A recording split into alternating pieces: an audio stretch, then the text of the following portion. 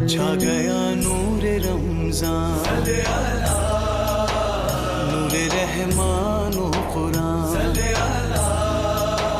چھا گیا نور رمضان۔ اعوذ باللہ من الشیطان اللعین الرجیم، بسم اللہ الرحمن الرحیم۔ السلام علیکم ناظرین، میں ولی مصفی پروگرام سحر ہدایت کے ساتھ آپ کی خدمت میں حاضر ہوں۔ آج 25 رمضان المبارک ہے، 13 جولائی ہے اور پیر کا روز ہے۔ میں پروردگار کی بارگاہ میں دعا گو بھی ہوں اور پر امید بھی ہوں کہ آپ پوری دنیا میں جہاں کہیں بھی ہوں گے صدقے میں محمد و آل محمد کے خیر اور عافیت سے ہوں گے۔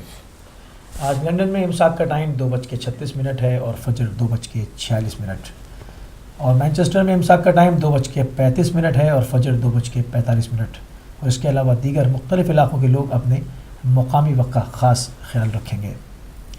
ناظرین، ہم نے آج جس ٹاپک کو ڈیسائیڈ کیا ہے وہ ہے موت، اور یقیناً موت ایک ایسا ایک ایسا ٹاپک ہے اور ایک ایسی چیز ہے جس سے کہ کسی بھی انسان کو انکار نہیں، چاہے وہ مومن ہو، منافق ہو، مسلمان ہو، کافر ہو، کسی بھی نظریے سے تعلق رکھتا ہو، موت کے اوپر سب کا یقین ہے۔ اس کے اوپر گفتگو کرنے کے لیے ہم نے آج اپنے اسٹوڈیوز میں دعوت دی ہے جس معزز مہمان شخصیت کو، وہ ہیں جناب قبلہ سید اظہر نقوی صاحب۔ آپ کو خوش آمدید کہتے ہیں اور آپ کی خدمت میں سلام عرض کرتے ہیں۔ علیکم السلام۔ ابھی تھوڑی ہی دیر میں جو ہے وہ ہمارے لائیو نمبر بھی اسکرین کے اوپر ڈسپلے ہو جائیں گے، آپ بھی ہمارے ساتھ شامل ہو سکتے ہیں اور اپنی آراء کا اظہار فرما سکتے ہیں ٹاپک پر رہتے ہوئے یا رمضان المبارک کے اوپر رہتے ہوئے۔ جو آپ کے سوالات ہوں گے ان کو بھی اپڈیٹ کیا جائے گا اور ہماری معزز مہمان شخصیت کی طرف سے آپ کی خدمت میں ان سوالوں کے جواب کو پیش کیا جائے گا۔ چلیں گے قبلہ کی طرف۔ قبلہ، جیسے ہم نے کہا کہ ہمارا ٹاپک آج کا موت رہے گا، تو موت سے مراد کیا ہے، اس کی حقیقت کیا ہے؟ ہم چاہیں گے کہ ہمارے ناظرین کے لیے آپ گفتگو کا آغاز فرمائیں۔ اعوذ باللہ السمیع العلیم من الشیطان الرجیم، بسم اللہ الرحمن الرحیم، الحمد للہ رب العالمین، الصلاة والسلام علی اشرف الانبیاء والمرسلین وخاتم النبیین وعلی اہل بیتہ الطیبین الطاہرین المعصومین الذین اذہب اللہ عنہم الرجس وطہرہم تطہیرا، ولعنۃ اللہ علی اعدائہم من یوم عداوتہم الی قیام یوم الدین۔ اما بعد فقد قال الحکیم فی محکم کتابہ الکریم وہو اصدق القائلین وقولہ الحق۔ بسم اللہ الرحمن الرحیم، تبارک الذی بیدہ الملک وہو علی کل شیء قدیر، الذی خلق الموت والحیاۃ لیبلوکم ایکم احسن عملا۔ صدق اللہ العلی العظیم، والسلام علیکم ورحمۃ اللہ وبرکاتہ۔ جی موسوی صاحب، آپ نے موت کے بارے میں پوچھا ہے۔ موت برحق ہے، یقیناً ہے، کوئی بھی ایسا انسان نہیں، جیسا کہ آپ نے ابتدا میں بیان فرمایا کہ چاہے وہ مسلم ہو، چاہے وہ کافر ہو، چاہے وہ یہودی ہو، چاہے وہ مجوسی ہو، چاہے وہ نصرانی، کوئی بھی ہو، انسان ہے تو اس کو موت سے انکار نہیں، بچائے کسی مذہب سے ہو۔ بالکل، موت برحق ہے، اور قرآن مجید نے اس بارے میں بہت جگہ ذکر کیا ہے، اور ارشاد فرماتا ہے کل نفس ذائقۃ الموت، ہر نفس نے موت کا ذائقہ جو ہے وہ چکھنا ہے۔ اب موت ہے کیا؟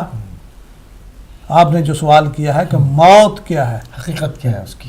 اصل میں وہ ایک جگہ سے انتقال ہے دوسری جگہ کا، اسی کا نام جو ہے وہ موت ہے۔ جیسا کہ امیر المومنین علی ابن ابی طالب صلوات اللہ وسلم علیہ ارشاد فرماتے ہیں الموت باب الآخرہ، یہ موت جو ہے یہ آخرت کا دروازہ ہے، یعنی آپ نے اس دنیا سے جب نکلنا ہے تو آخرت میں داخل ہو جانا ہے۔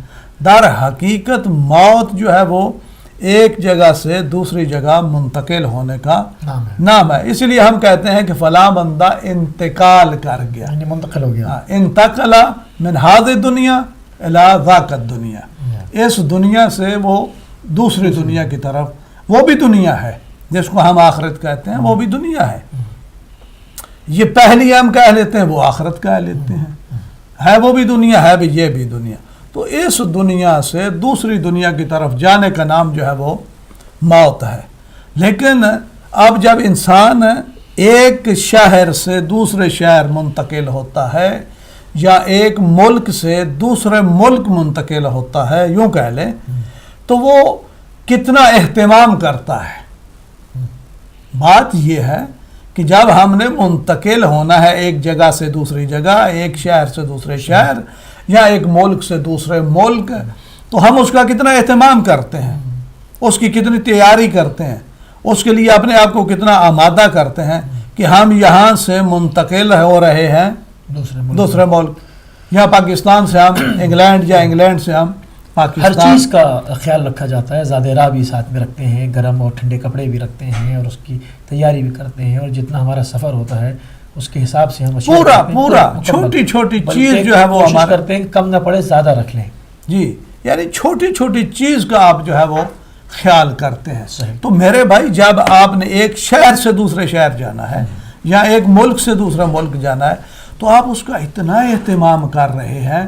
تو جب اس دنیا سے آپ نے دوسری دنیا میں جانا ہے جہاں سے پھر آپ نے پلٹ کر نہیں آنا, جہاں آپ نے ہمیشہ کے لیے رہنا ہے, تو اس کے لیے آپ نے کیا کیا ہے. صحیح. سوال یہ پیدا ہوتا ہے کہ جب ایک عارضی سفر آپ کرتے ہیں تو اس کے لیے تو بہت اہتمام ہوتا ہے. اچھا, اب یہاں پر ایک سوال پیدا ہوتا ہے. ٹھیک, یہ بالکل بات کلیئر ہو گئی کہ ہم نے ایک جہان سے دوسرے جہان میں جانا ہے, اور بیسیکلی موت جو ہے وہ اس کا دروازہ ہے, شروع ہو گیا دارالآخرہ, ہم داخل ہو گئے اس میں. اچھا, اور جیسا کہ آپ نے بھی فرمایا کہ ہمیشہ کی زندگی ہے, ہم فیہا خالدون, ٹھیک ہے, چاہے وہ عذابی کیفیت میں ہو یا رحمت کے سائے میں ہو, ہم فیہا خالدون, ہمیشہ خالدین ہے. اب مسئلہ تو جب ان لمیٹڈ زندگی ہے جس کا کوئی شمار نہیں ہے, تو ہم زیادہ راہ کا کس طرح سے اندازہ لگائیں گے؟ کیونکہ جب ہم ایک سفر پہ جاتے ہیں تو ہمارے پاس سفر کے ایام مخصوص ہوتے ہیں کہ ہم مہینے جا رہے ہیں, 2 مہینے جا رہے ہیں, 6 مہینے, سال کے لیے, کہ بھئی اتنا ہم نے خرچہ رکھنا ہے.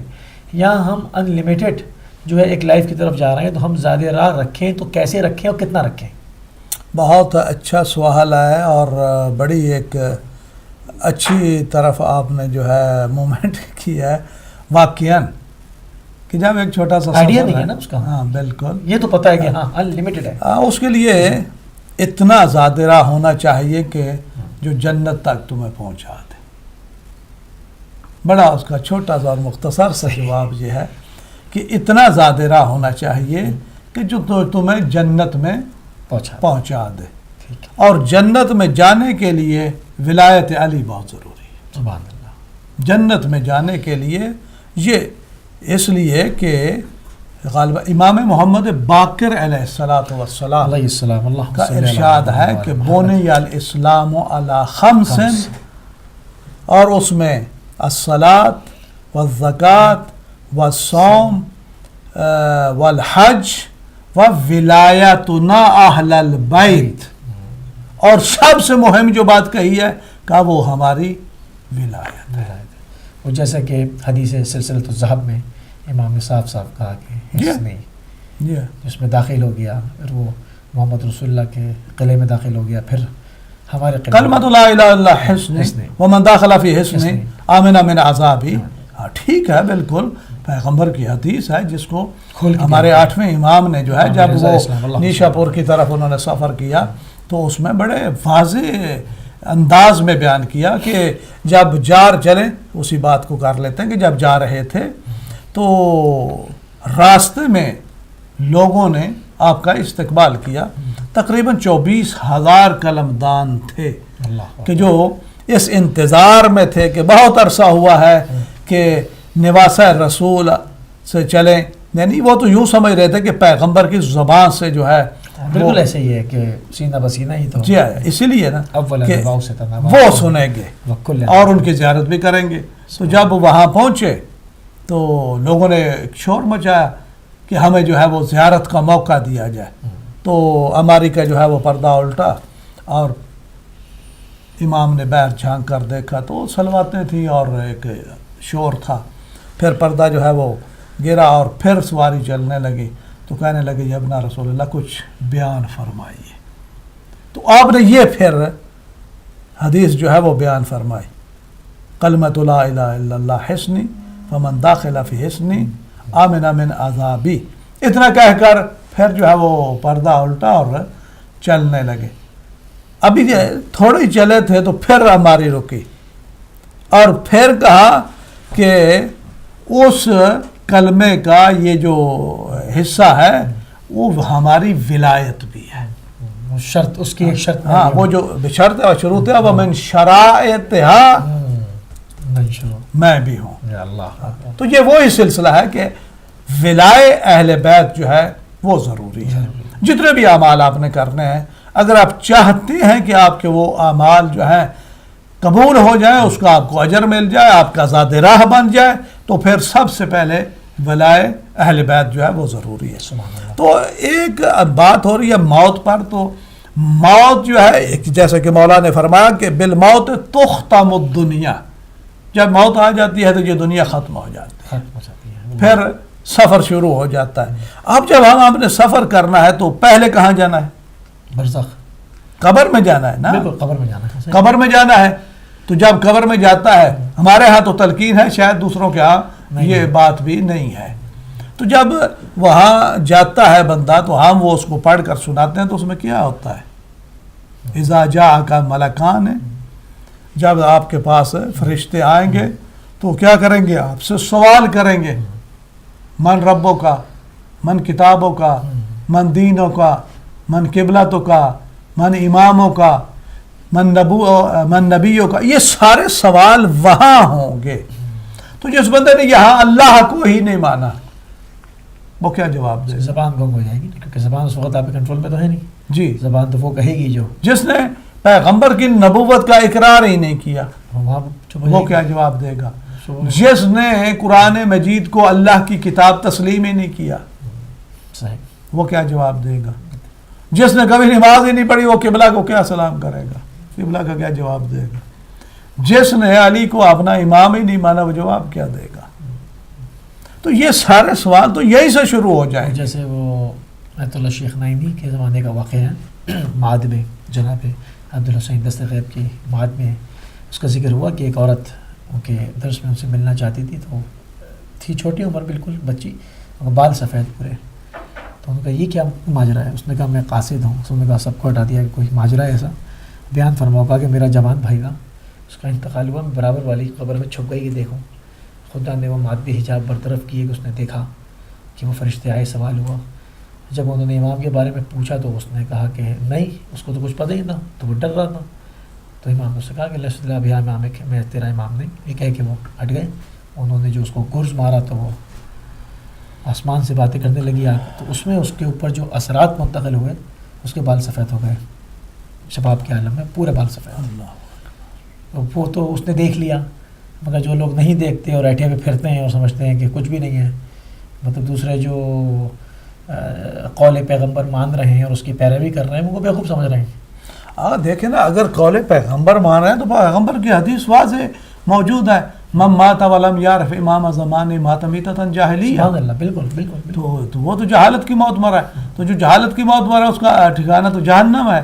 لہذا معرفت امام ضروری ہے ہر انسان کے لیے. معرفت امام، اور قرآن کہہ رہا ہے یوم ندعو کل اناس بامامہم، اس دن ہر ایک کو اس کے امام کے ساتھ پکارا جائے گا. جس کا جیسا امام ہوگا، ہاں جو اس کے ساتھ ہو رہا ہوگا وہ ان کے ساتھ بھی ہوگا. وہی نا، جس کا جیسا امام ہوگا. تو اب انسان کو یہاں فیصلہ کر لینا چاہیے کہ اس نے کس کو امام ماننا ہے، کہ جو خود محتاج ہو دوسروں کا، جس کو اپنی پڑی ہو، جس کے اپنے اعمال ہی ٹھیک نہ ہو، کہ ایسے کوئی امام ماننا ہے. نہیں میرے بھائی، ایسے کوئی امام مانو کہ جو تمہاری بھی رہبری کر سکے.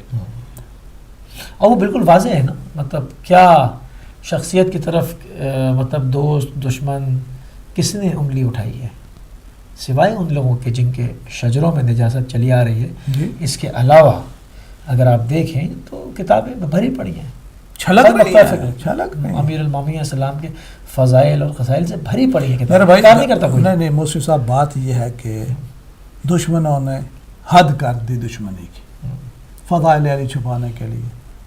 بہت، لیکن اس کے باوجود جو اتنے فضائل ہیں اگر نہ چھپائے جاتے تو کتنے کیا ہوتے؟ ہوتے ہیں؟ صحیح. ٹھیک ہے، یعنی ان کے چھپانے سے بھی اگر علی کی شخصیت کو ایک پلڑے میں رکھ دیا جائے اور یہ سارے باقی جو ہیں ایک پلڑے میں رکھ دیا جب جائے، کہا نا کہ ایک ضربت ثقلین کی بات ہے، اس کا جواب لیا ہے نا. وہ تو بڑا مشکل ہے، پھر وہ تو بڑا مشکل باقی ہے. ابھی سب پہ الگ بات کریں گے.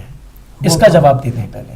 ضربت علی یوم الخندق افضل من عبادت ثقلین. ثقلین میں کون کون آ گیا؟ ثقلین میں تو دونوں جہان ہیں، پھر اور دونوں جہاں کے اندر جو کچھ ہے چھپائیں فضیلت، تو چھپائیں. اس کا جواب دے دیں ایک فضیلت کا.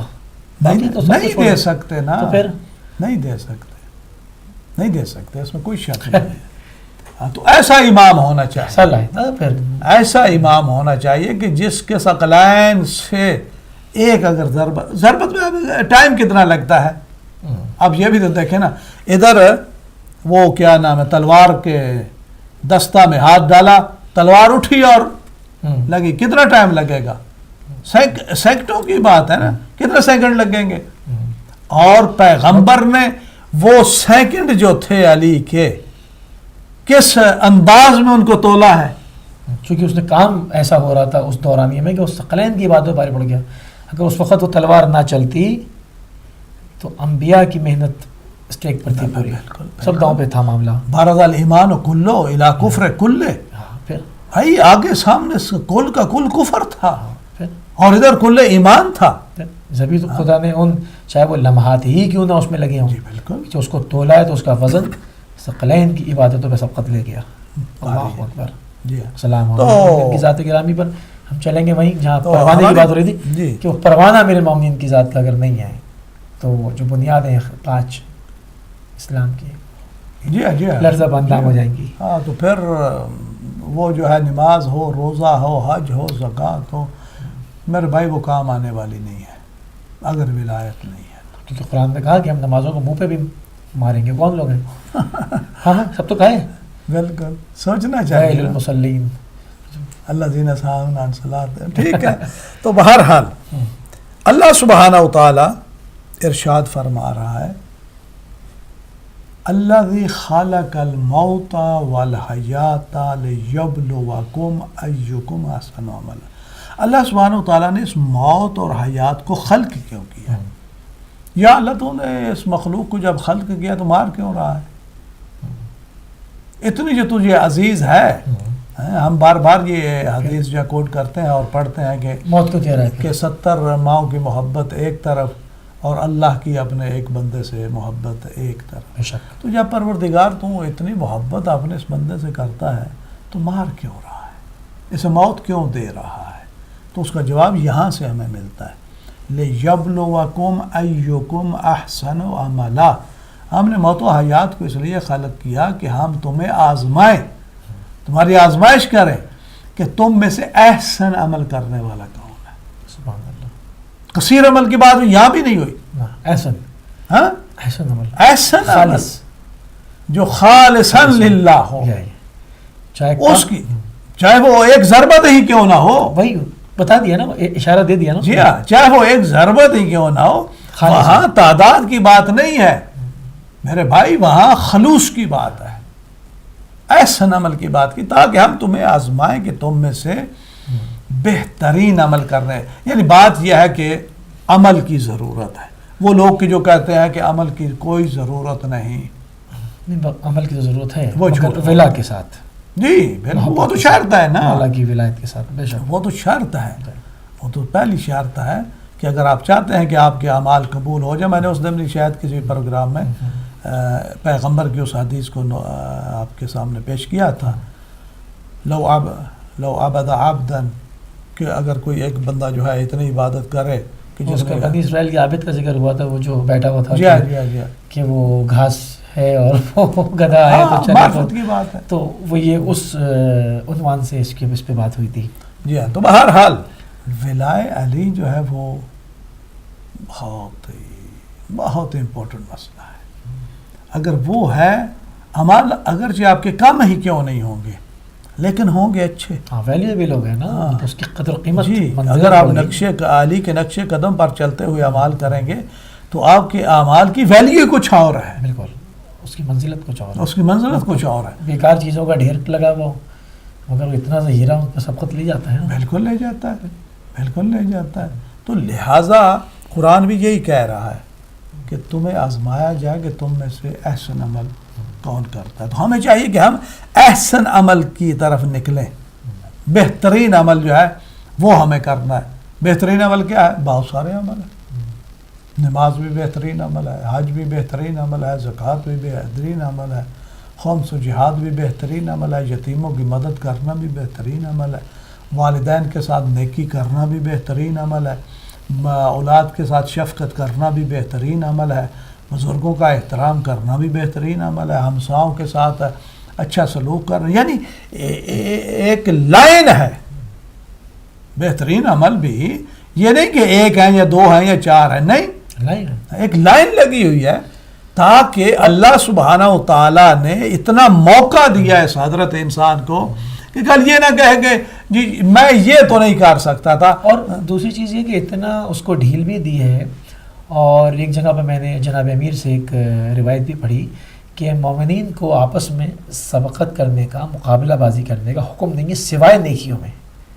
اس میں کہا ہے سبقت کرو، فاستبقوا الی الخیرات. ہاں اس میں کرو، سبقت کرو. کیوں؟ ایک دوسرے میں سبقت لو، نیکیاں ہیں.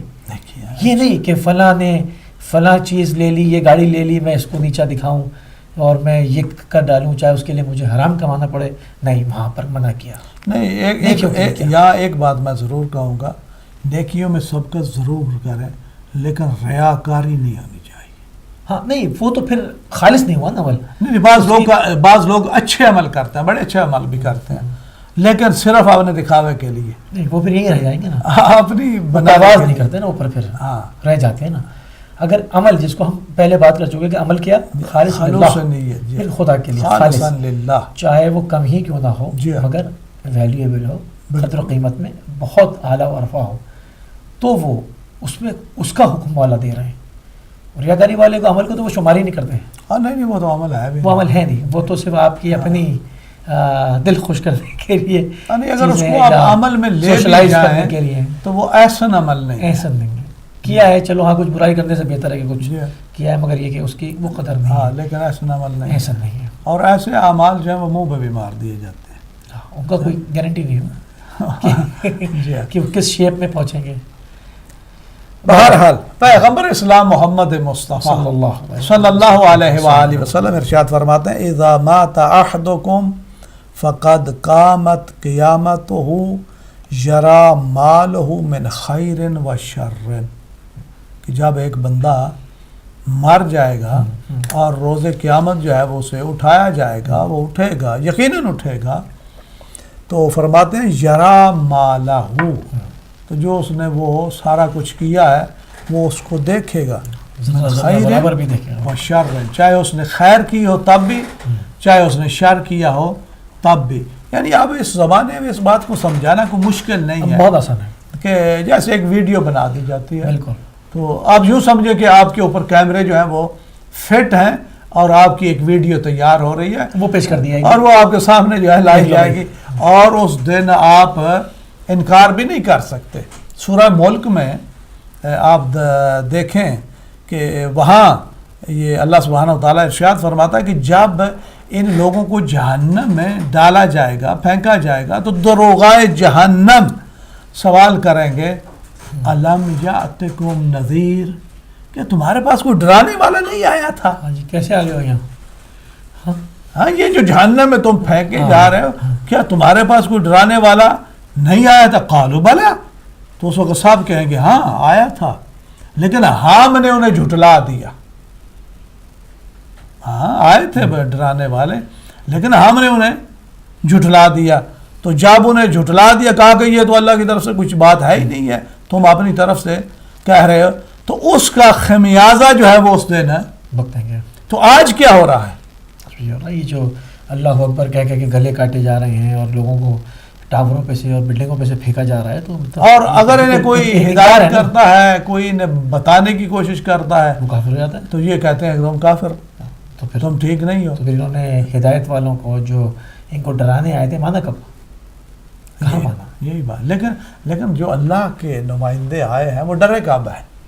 بات تو یہ نہیں، وہ بھی نہیں ڈرے نا. ہاں، وہ ڈرے وہ ان سے کب نہیں ہے؟ ڈرے. انہوں نے تو ڈرانے کی بڑی کوشش کی ہے، لیکن اللہ کے جو آج بھی منتخب ہیں. آپ و تاب سے بیٹھے ہوئے ہیں.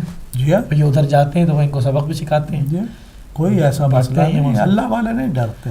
ہاں، ہم جو دنیا دار لوگ ہیں، دنیا کے پیچھے دوڑ رہے ہیں، دنیا کو ہم نے ایک وہ کوئی بہت بڑی جو ہے وہ چیز سمجھ رکھا ہے کہ ہم نے یہ بھی اچیو کرنا ہے، یہ بھی کرنا ہے، یہ بھی کرنا ہے. یعنی دنیا کی طرف تو ہماری بڑی دوڑ ہے، مشقت بھی ہے. خوبصورت گفتگو ہو رہی ہے اور ہمیں ایک بریک کا کہا جا رہا ہے. تو ناظرین ایک مختصر سی بریک لیں گے اور مختصر سی بریک لے کے واپس آئیں گے تو پروگرام کو یہیں سے شروع کریں گے. چلتے ہیں ایک بریک پہ. چھا گیا نور رمضان، نور رحمان و قرآن، چھا گیا نور رمضان.